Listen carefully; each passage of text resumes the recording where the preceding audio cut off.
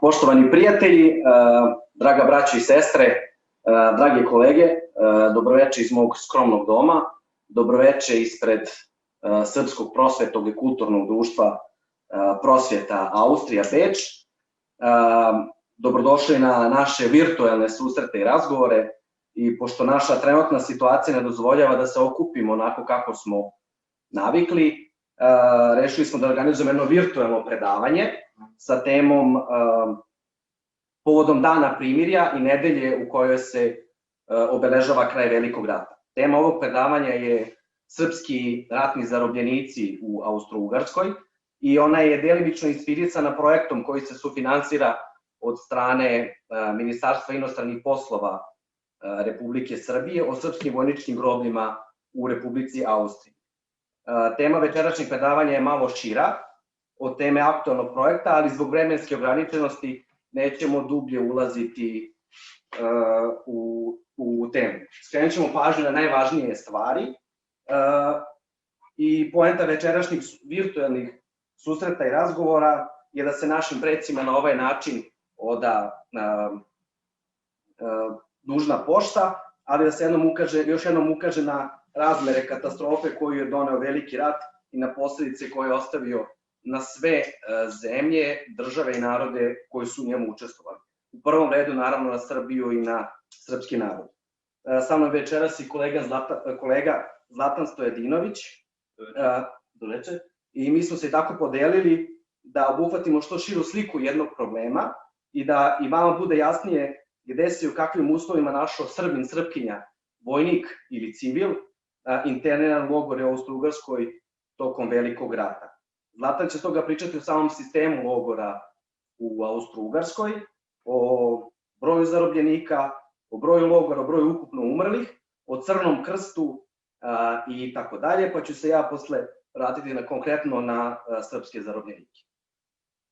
Dobro večer, kao što je kolega Sarić već pomenuo, vremenski smo ograničeni, tako da prelazimo odmah na našu temu. Kraljevina Srbija je zabeležila najveće ljudske gubitke u Prvom svetskom ratu od svih zemalja učesnica. Naime, 26% stanovništva, znači svaki četvrti stanovnik Kraljevine Srbije je ubijen ili umro u toku Prvog svetskog rata. Na mirovnoj konferenciji je ta procena išla na preko 1.246.000 stanovnika. Kraj 1917. godine zabeleženo je preko 340.000 ratnih zarobljenika iz Kraljevine Srbije u Austro-Ugarskoj, Nemačkoj i Bugarskoj. Prema nezvaničnim procenama, preko 150.000 vojnika i 50.000 civila iz Kraljevine Srbije bilo je internirano u Austro-Ugarskoj. Najviše ih je bilo u naravno zarobljeničkim logorima. Kada govorimo o zarobljeničkim logorima u Austro-Ugarskoj monarhiji, bitno je reći da su oni osnivani u vojno-upravnim oblastima. Bilo je ukupno 6 takvih vojno-upravnih oblasti. To su bili Beč, Grac, Innsbruck, Prag, Bratislava i Litomjeržice. Sam taj sistem logora je dobro osmišljen i počeo je da se primenjuje već od avgusta 1914. godine, kada je Ministarstvo rata Austro-Ugarske dalo smernice koja lica treba internirati i lišiti slobode.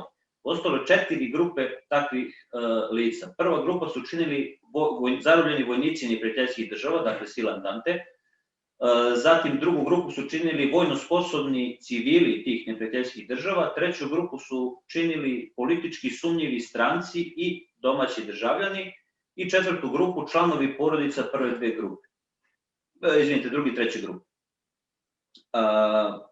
Zatim, prilikom odabira mesta na kojima su logori podizani, zato što kapaciteti nisu mogli biti zadovoljeni vojničkim objektima koji su u prvo vreme korišćeni za tu svrhu, postoji nekoliko kriterijuma. Naime, svi ti logori su osnovani duboko u pozadini, u zaleđini, upravo zbog toga da neprijateljske vojske ne bi mogli da oslobode te zarobljenike. Drugi kriterijum je bio znači što dalje od domicilnog slovenskog stanovništva. Zatim su osnovani logori u blizini železničkih pruga radi lakšeg transporta zarobljenika i mesta na kojima je lakše bilo omogućiti dovod struje i vode. Od 1915. godine, septembra 1915. godine, nadležni organ za zarobljeničke logore je bilo 10. odeljenje u Ministarstvu rata, koje je imalo svojih 6 grupa, političku, pravnu, zatim privrednu, vojnu i grupu za demobilizaciju. Opšte procene da je u toku Prvog svjetskog rata između 8 i 9 miliona vojnika bilo zarobljeno na svim stranama. Od tog broja između 1,8 miliona i 2,3 miliona bilo je zarobljeno u Austro-Ugarskoj. Najviše je bilo zarobljenih Rusa, preko oko 1.300.000, zatim Italijana oko 370.000 i treći po brojnici su bili Srbi, znači oko 150.000. Sada govorim samo o vojnim zarobljenicima, ne o civilima. U ovim zarobljeničkim logorima, počevši od avgusta 1914. do novembra 1918. prema zvaničnim podacima je umrlo više od 45.000 zarobljenika.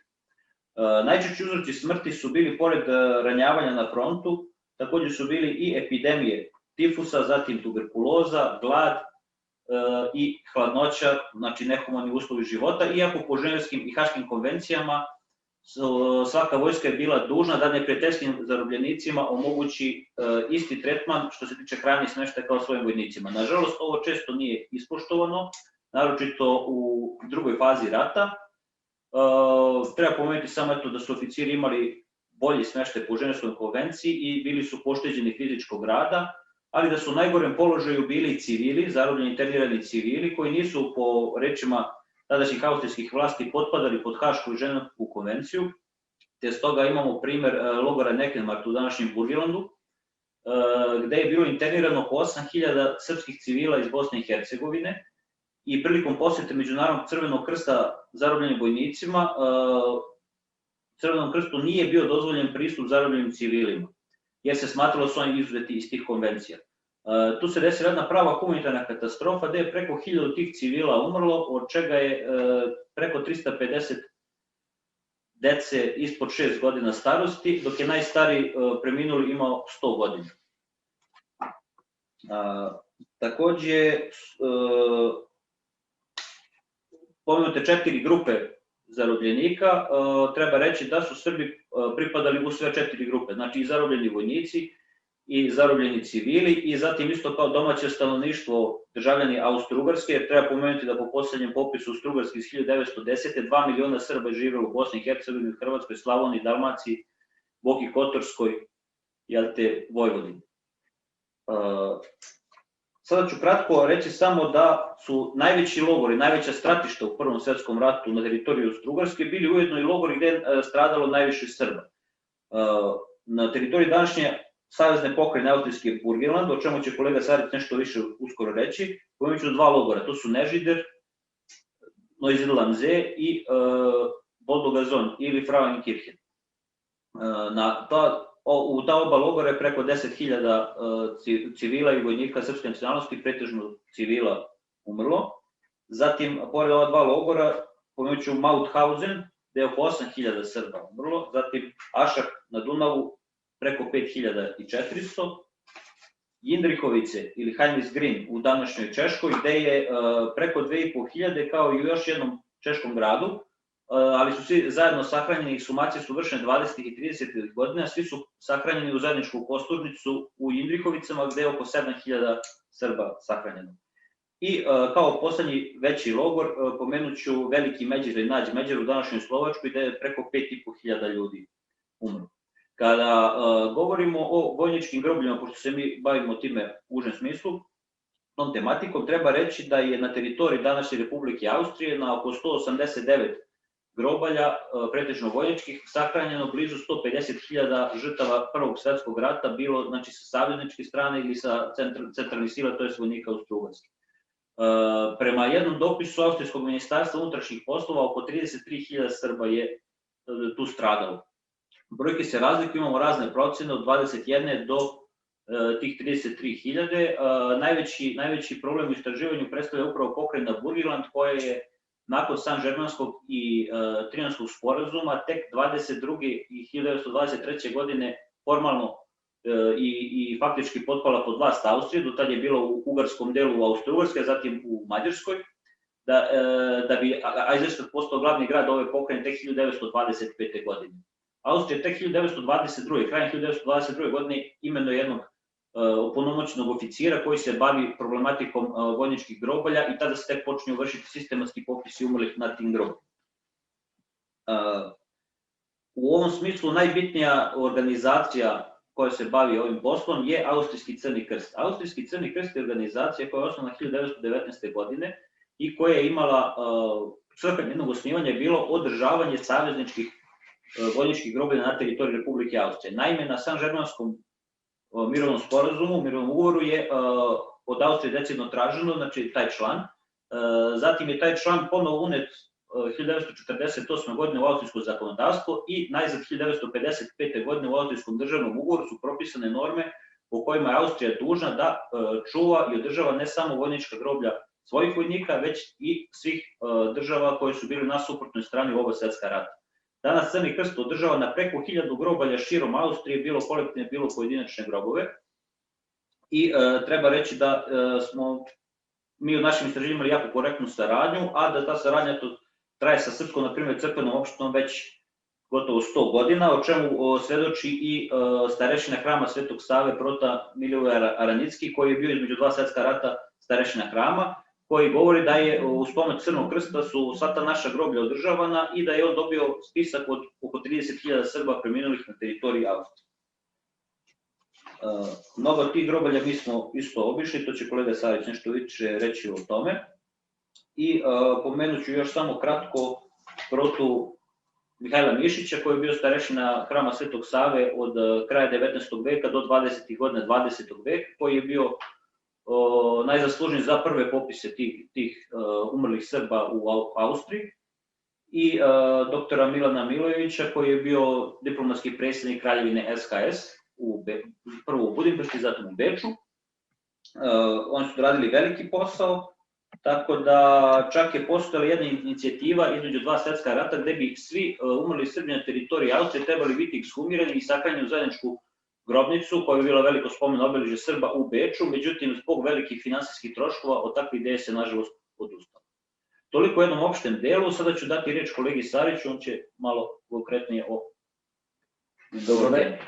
Hvala. Dobroveče još jednom, dobroveče ljudima koji su se uključivali malo kasnije.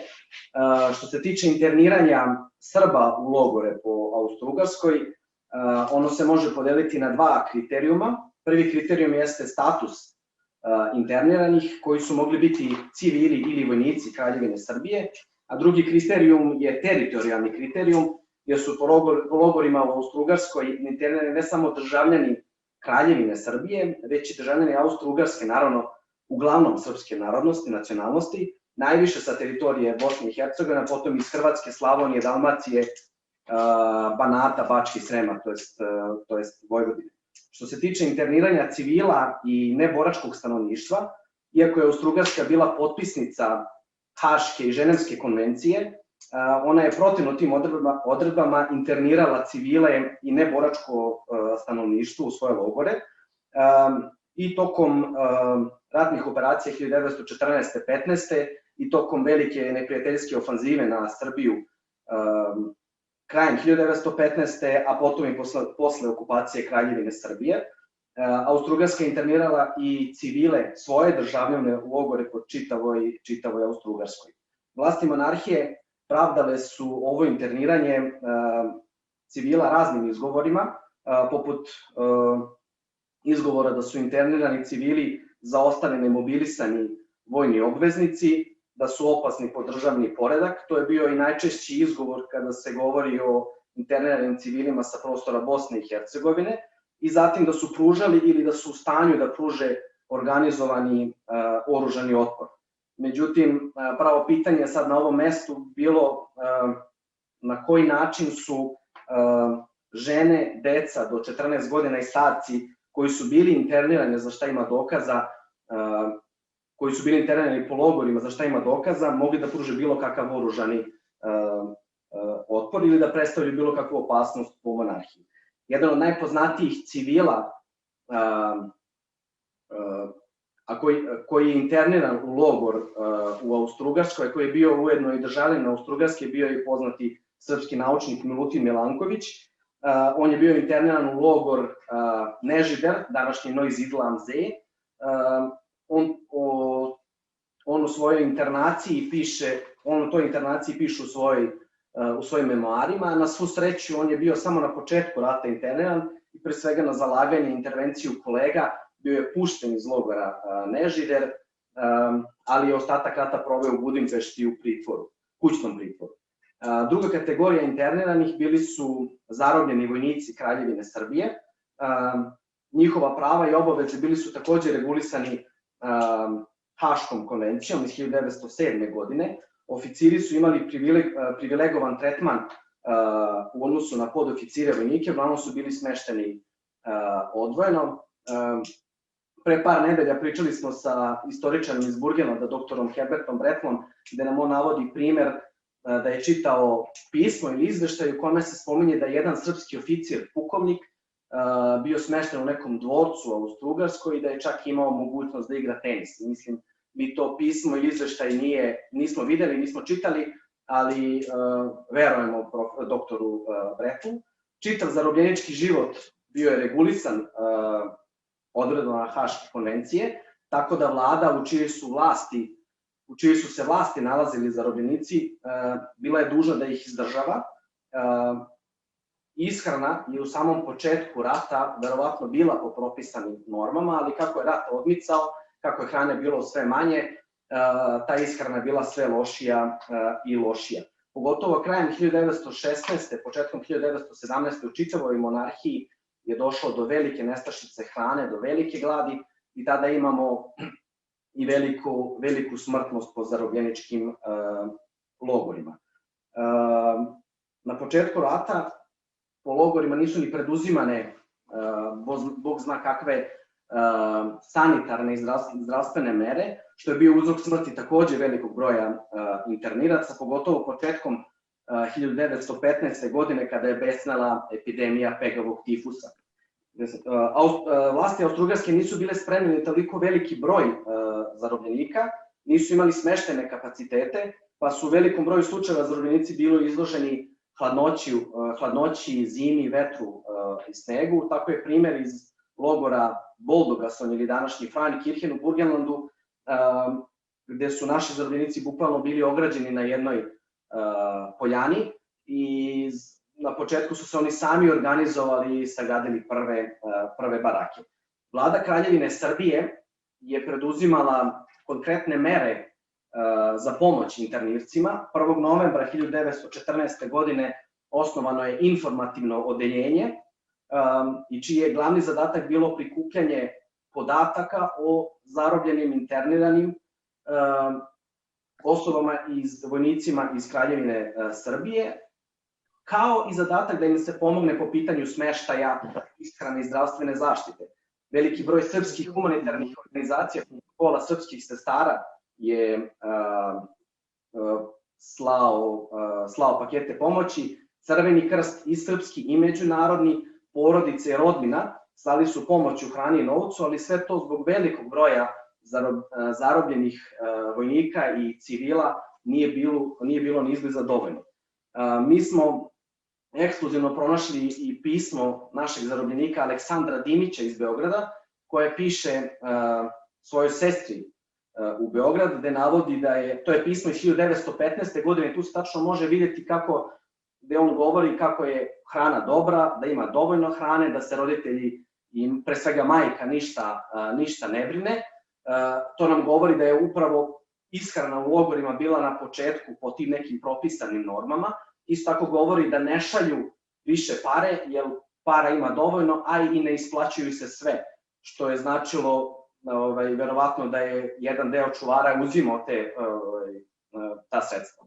Što se tiče internacije i zatvaranja stanovništva, Austrougarska ispre same objave rata 1914. počela sa tim postupkom internacije. U julu mesecu po dostupnim podacima, u julu mesecu 1914. po dostupnim podacima bilo je već internirano oko 1000 stanovnika Austrougarske,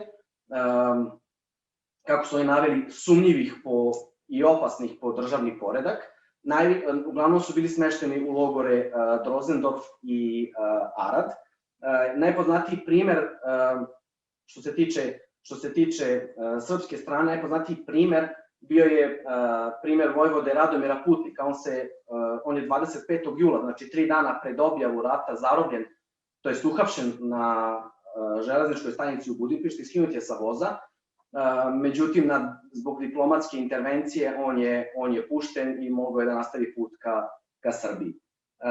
Prvi veliki kontingenti zarobljenika došli su i sa prvom austrougarskom ofanzivom na Kraljevinu Srbiju i sa bitkom na Ceru.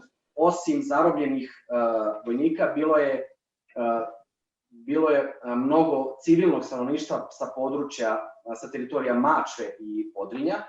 Potom imamo veliki broj Beograđana koji su završili u austrougarskim logorima tokom bitke na Kolubari, kada je Beograd osvojen od strane austrougarske vojske. I upravo ovaj veliki deo Beograđana završio u logorima Nežider i Goldugasa. Tokom te prve ratne godine, 1914. Po raspoloživim podacima internirano oko 10.000 civila i oko 45.000 vojnika. Najviše njih je završilo u Mauthausenu. U Mauthausenu su nalazi u tom trenutku samo vojnici. 15.500 ih je bilo u Boldogasunju. Tamo su bili izmešani civili i vojnici. Zatim u Nađmeđeru 7.000, gde su se nalazili samo vojnici, i u Nežideru 5.000 ljudi je bilo internirano, uglavnom samo civila. Internacija u austrougarske logore nastavila se tokom velike neprijateljske ofanzive na Srbiju 1915. godine, kao i tokom okupacije Kraljevine Srbije od 1916. do 1918. sa teritorija koje je u tom trenutku okupirala Austrougarska. Veliki broj srpskih intelektualaca je te 1916. godine završio u internaciji. Među njima su bili bivši predsednik kraljevske vlade dr. Vladan Đorđević, zatim arhitekta Jovan Ilkić, zatim knjižar Geca Kon, prva žena arhitekta u Srbiji Jelisaveta Načić, da li sam zaboravio što, pesnik Sima Pandurović i drugi. U ovom trenutku može se pretpostaviti na osnovu dostupnih podataka da je tokom Velikog rata u logore širom Austrougarske internirano oko 150.000 vojnika i oko 55.000 civila sa teritorije Kraljevine Srbije. Ova procena se slaže i sa dostupnim podacima iz austrijskih arhiva, kao i sa procenom Jovana Vučkovića, koji je bio posleratni konzul Kraljevine Srba, Hrvata i Slovenaca u Pragu i koji je pripremio ovaj spisak za mirovnu konferenciju u Parizu. Ovom broju, naravno, treba dodati i broj interniranih osoba sa prostora Bosne i Hercegovine, Vojvodine, Dalmacije i Hrvatske, i u ovom trenutku bilo kakva procena koliko je procena broja interniranih sa ovog prostora bila bi veoma nezahvalna. Stoga bi trebalo sprovesti svakako jedno detaljno istraživanje po tom pitanju.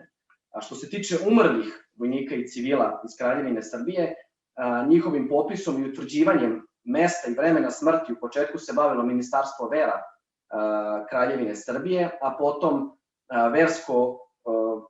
versko odeljenje pri Ministarstvu pravde Kraljevine Srba, Hrvata i Slovenaca. Prvi popis umrlih i sahranjenih na teritoriji Austrije sastavio je već spomenuti starešina crkve Svetog Save u Beču, protojerej Mihajlo Mišić. Sastavio je 2 spiska, prvi spisak iz 1921. godine i drugi iz 1923. Moram da napomenem da brojke variraju od izvora i od 21 do 33. Da, od 21 do 33 hiljade umrlih. Po prvom spisku, konkretno po delu kolege Lukića iz Beograda, sahranjeno je po prvom spisku 21.859 vojnika i civila sa teritorije Kraljevine SHS na 145 mesta u Austriji, a 2 godine kasnije revidirani spisak je doneo broj od 29.249 vojnika i civila, što je značilo da je broj veći za nekih 7 do 8.000 ljudi. Najveći problem se javio upravo zbog problem se javio upravo zbog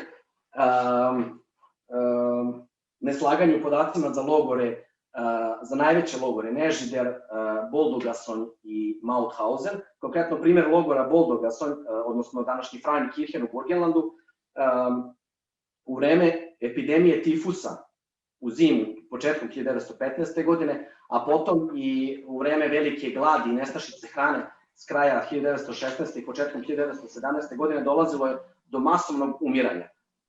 Tako da je u tom trenutku dolazilo i do sahranjivanja u masovne grobnice. U ovom trenutku je nemoguće utvrditi da li je tih grobnica bilo 12 ili 14 i da li je broj sahranjivanih bio 300 ili 400 po grobnici. Tako da imamo veliku razliku u tom broju. Mi smo konkretno u opštini u Frauenkirchenu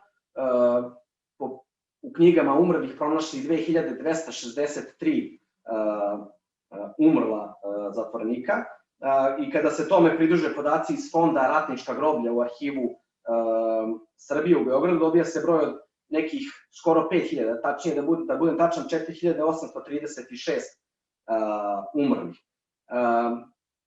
Dr. Bretl, istoričar iz Burgenlanda, već spomenuti, on je objavio najnoviju studiju o logoru Boldugason i on nam je rekao da broj umrlih u Frauenkirchenu, to je Boldugasonu, varira između 4800 i 6000 srpskih umrlih zarobljenika. I što se tiče zarobljenika iz Kraljevine Srbije, oni su umirali, kao što je rekao i Protan Mišić, u 145 mesta u Austriji, u Republici Austriji, znači sahranjivani su po čitavoj Austriji i osim spomenutog Boldugasona Frauenkirchena, najveća stratišta su bili Mauthausen sa oko 8000 umrlih, zatim Ašah na Dunavu oko 5400, Nežider 4600. Ukupno je oko 25.000 ratnih zarobljenika i civila umrlo na teritoriji današnje Republike Austrije. Mi smo obišli sva groblja na teritoriji do sada Donje Austrije, Burgenlanda i Beča i ukoliko ova pandemija ne potraje, prve rezultate istraživanja objavit ćemo na proleće. Takođe, jedan veoma, da kažem za nas, težak slučaj na centralnom groblju u Beču sahranjena su 120, proti Mihajlu Mišiću, 122 srpska vojnika. Kraljevina SHS je na tom mestu podigla 3 velika drvena krsta i međutim oni su vremenom istrulili i propali i uklonjeni su s tog mesta, tako da sahranjeni rumunski vojnici imaju svoj spomenik, sahranjeni ruski vojnici imaju svoj spomenik, sahranjeni italijanski vojnici na tom mestu imaju svoj spomenik, sahranjeni srpski vojnici na centralnom groblju u Beču nemaju svoj spomenik i na tome ćemo svakako insistirati da se taj spomenik... To je parcela 68A. Parcela 68A, možda centralna parcela. Što se tiče ostalih zemalja koje su ulazile u Austrougarsku, prvi popis u Mađarskoj uradio je sveštenik Radivoj Bika 1924. godine. Po njegovom spisku 2463 umrla smo imali na teritoriji Mađarske, ali nisu svi bili iz Kraljevine Srbije, nego ih je bilo najviše iz Bosne i Hercegovine. To potkrepljuju podaci iz arhiva Srbije, u kojem je popisano 5715 umrlih u Mađarskoj, od kojih je samo 2000 bilo iz Kraljevine Srbije. Kao što sam rekao, svi ostali su bili iz Bosne i Hercegovine i uglavnom su bili srpske nacionalnosti. Što se tiče Češke i Slovačke, minimalno je 11.000 umrlih, a procenjuje se da broj umrlih ide i do 13.000. Najveća stratišta, odnosno logori gde se najviše umiralo, bili su Heinrichsgrün ili Indrihovice u Češkoj, takođe Braunau im Böhmen ili današnji Brumov takođe u Češkoj i Nađ-Međer ili Veliki Međer u Slovačkoj. U Rumuniji broj umrlih je bio do maksimalnih 4.000, mi imamo neke podatke oko 2000, najviše umrlih je bilo u zloglasnom logoru Arad, dosta zatvorenika u Aradu je bilo takođe iz Bosne i Hercegovine, dosta ih je umrlo i u Temišvaru, oko umrlih interniraca imamo u Temišvaru. I po izveštaju koji smo već spomenuli i koji je prezentovan na mirovnoj konferenciji u Parizu, konzul Kraljevine Srba, Hrvata i Slovenaca u Pragu, Jovan Vučković, navodi da je u austrougarskim logorima umrlo 50.000 ratnih zarobljenika i 20.000 interniranih civila iz Kraljevine Srbije. Međutim, ovaj broj od 70.000 umrlih je sigurno znatno manji. Po dostupnim podacima, minimalan broj umrlih je oko 41.000 vojnika i civila. Verovatno je veći za par hiljada od 41.000, ali teško da prelazi 50.000, kamoli da dolazi do tih nekih procenjenih 70.000. Za utvrđivanje tačnog ili približno tačnog broja umrlih potrebna je i podrška, naravno, Republike Srbije i njenih institucija, kako bi se sprovelo jedno obimno istraživanje. Mi imamo do sada parcijalna istraživanja, naravno, jedan od pionira ili pionirki u tom poslu je profesorka Gordana Ilić-Marković, za koju vidim da sluša predavanje. Ona se bavila pogotovo Gornjom Austrijom, Mauthausenom, tako da smo u Crnom krstu našli i knjige umrlih koje su nam oni dali, a koje su njenom zaslugom objavljene. Koje postoje mogu da se nađu u svakoj slušalca, može da to nađe na internetu. U ovom broju umrlih od recimo 50.000 na teritoriji Austrougarske bi trebalo dodati nekih 15.000 umrlih teritorije Austrougarske,